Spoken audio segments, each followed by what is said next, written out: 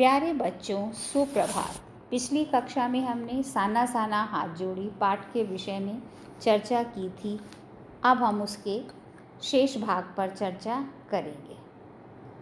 लेखिका जो गंतोक की यात्रा पर गई थी, उनको आगे चलकर एक कुटिया के भीतर घूमता हुआ चक्र दिखाई दिया, जिसे धर्म चक्र या प्रेयर व्हील कहा जाता था।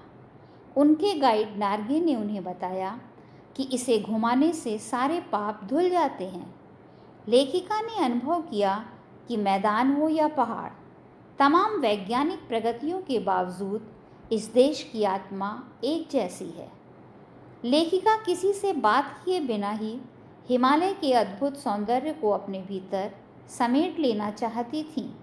तभी उन्होंने ऊंचाई से पूरे वेग के साथ सर्वोच्च शिखर से गिरता फेन उगलता झरना देखा, जिसका नाम था सेवन सिस्टर वाटरफॉल। लेखिका ने जैसे ही उस झरने में पैर डुबाए, उनका मन काव्यमय हो उठा।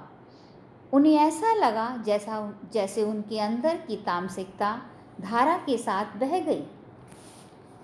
आगे बढ़ने पर उन्होंने पल पर परिवर्तित होते हिमालय के सौंदर्य को देखा, जहाँ सभी ओर जन्नत बिखरी हुई थी। पल भर में ही ब्रह्मांड में इतना सब कुछ घटित हो रहा था। निरंतर प्रवाहमान झरने, वेग से बहती तिस्ता नदी, सामने उठती धुंध, आवारा बादल, दूर दूर फैले हुए प्रियोता और रोडोडेंड्रो के फूल, सभी अपनी लय, तान और प्रवाह में नृत्य करते हुए प्रतीत हो रहे थे। हिमालय अब लेखिका के लिए कविता नहीं, दर्शन बन गया था। लेखिका बर्फ देखने के लिए व्याकुल थी।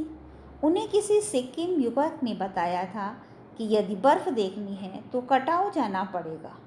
कटाव को भारत का स्विट्जरलैंड कहते हैं।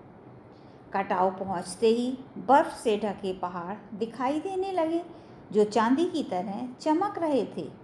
उन पर बर्फ साबुन के झाग की तरह सब ओर बिखरी हुई थी। सभी पर्यटक जो लेखिका के साथ में थे, जीप से उतरकर बर्फ पर कूदने लगे।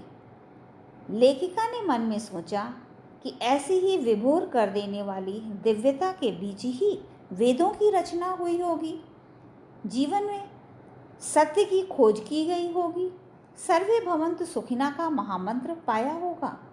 इस सौंदर्य को देखकर बड़े से बड़ा अपराधी करुणा का अवतार बुद्ध बन जाएगा।